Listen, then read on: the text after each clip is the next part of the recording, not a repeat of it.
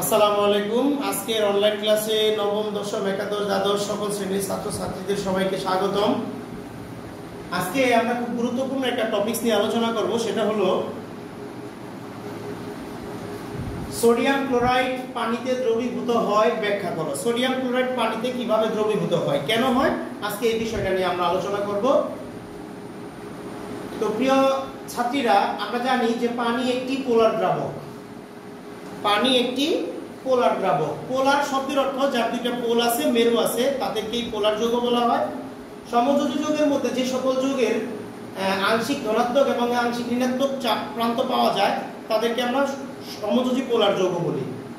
তো ঠিক এরকম পানি একটা সমযোজী পোলার যৌগ। পানির অণুতে হাইড্রোজেনের তড়িৎ ঋণাত্মকতা হচ্ছে 2.1 এবং অক্সিজেনের তড়িৎ ঋণাত্মকতা হচ্ছে 3.5। তার মানে বোঝা গেল হাইড্রোজেন এবং অক্সিজেনের মধ্যে তড়িৎ ঋণাত্মকতার পার্থক্য আছে। এই তড়িৎ ঋণাত্মকতার পার্থক্য থাকার কারণে অ্যাকচুয়ালি তড়িৎ ঋণাত্মকতার পার্থক্য শব্দের অর্থ শেয়ারকৃত ইলেকট্রন জোড়াকে নিজের দিকে আকর্ষণ করার ক্ষমতা। যেহেতু অক্সিজেনের তড়িৎ ঋণাত্মকতার মান বেশি, তাই এই শেয়ারকৃত ইলেকট্রন জোড়াকে অক্সিজেন বেশি বলে আকর্ষণ করবে। ফলে শেয়ারকৃত ইলেকট্রন জোড়া উভয়ের মাঝামাঝি থাকার কথা, কিন্তু অক্সিজেনের তড়িৎ ঋণাত্মকতা বেশি হওয়ায় কিছুটা অক্সিজেনের দিকে ঝুঁকে থাকবে। আর যেই পরমাণুর দিকে শেয়ারকৃত ইলেকট্রন জোড়া কিছুটা ঝুঁকে থাকবে সেটা হবে আংশিক ঋণাত্মক, আর যার কাছ থেকে ঝুঁকে থাকবে সেটা হবে আংশিক ধনাত্মক। ফলে হাইড্রোজেন প্রান্ত আংশিক ধনাত্মক চার্জ এবং অক্সিজেন প্রান্ত আংশিক ঋণাত্মক চার্জ লাভ করে। এখন আমরা দেখি সোডিয়াম ক্লোরাইড কিভাবে পানিতে দ্রবীভূত হয়। আমরা জানি সোডিয়াম ক্লোরাইড একটি আয়নিক যৌগ, কারণ আমরা জানি ধাতু এবং অধাতু পরস্পর যুক্ত হয়ে যে যৌগ গঠন করে সেটা হচ্ছে আয়নিক যৌগ। যেহেতু সোডিয়াম একটি ধাতু এবং ক্লোরিন একটি অধাতু, তাই আমরা বলতে পারি এখানে সোডিয়াম ক্লোরাইড একটি আয়নিক যৌগ।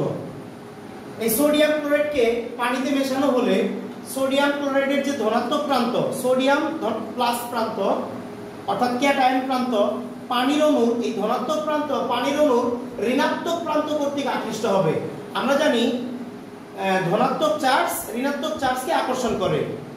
সুতরাং সোডিয়াম ক্লোরাইডের ধনাত্মক প্রান্ত ক্যাটায়ন প্রান্ত পানির অণুর ঋণাত্মক অক্সিজেন প্রান্ত কর্তৃক আকৃষ্ট হবে এবং আকৃষ্ট হওয়ার ফলে তো পানির অণুর ঋণাত্মক প্রান্ত আয়নিক যৌগের ধনাত্মক প্রান্তের চারপাশকে ঘিরে ফেলবে, যেটা চিত্রের মধ্যে দেখা গেছে। দেখো, সোডিয়াম আয়নের চারপাশকে অক্সিজেন প্রান্ত ঘিরে রেখেছে চারপাশে। এটা এখানে লিখেছি পরিবেষ্টিত করে রাখে। অপরদিকে সোডিয়াম ক্লোরাইডের ঋণাত্মক প্রান্ত যেটা আছে ক্লোরাইড আয়ন অর্থাৎ অ্যানায়ন প্রান্ত, এই ঋণাত্মক প্রান্তটা পানির অণুর ধনাত্মক প্রান্ত যেটা আছে হাইড্রোজেন এই প্রান্ত কর্তৃক আকৃষ্ট হবে এবং একইভাবে এই ক্লোরাইড আয়নের চারপাশকে ঘিরে রাখবে কে? পানির অণুর ধনাত্মক প্রান্ত, যেটা চিত্রের মধ্যে দেখা দেওয়া আছে। ক্লোরাইড আয়নের চারপাশে হাইড্রোজেন প্রান্তকে ঘিরে রেখেছে। ফলে আমরা জানি আয়নিক যৌগের মধ্যে যে শক্তিশালী স্থির বৈদ্যুতিক আকর্ষণ বল কাজ করে, এই স্থির বৈদ্যুতিক অর্থাৎ সোডিয়াম আয়ন এবং ক্লোরাইড আয়নের মধ্যে যে আকর্ষণ বল ছিল, সেই আকর্ষণ বলের তুলনায় যদি এখানে পানির অণু কর্তৃক সোডিয়াম আয়নের এবং ক্লোরাইড আয়নের আকর্ষণ বলটা যদি বেশি হয়, এই আকর্ষণ বলের মান যদি সোডিয়াম আয়ন এবং ক্লোরাইড আয়নের মধ্যকার আকর্ষণ বল অপেক্ষা বেশি হয়, তাহলে সোডিয়াম এবং ক্লোরিনের মধ্যকার যে বন্ধন ছিল সেই বন্ধনটা ভেঙে যাবে। অর্থাৎ সোডিয়াম আয়ন এবং ক্লোরাইড আয়নের পরস্পর থেকে তখন বিচ্ছিন্ন হয়ে যাবে। আর বিচ্ছিন্ন হলে তখনই সোডিয়াম ক্লোরাইড পানিতে কি হয়? দ্রবীভূত হয়। এভাবে আয়নিক যৌগ পানিতে আয়ন হিসেবে দ্রবীভূত অবস্থায় থাকে। আশা করি সবাই বুঝতে পেরেছো। সবাইকে ধন্যবাদ।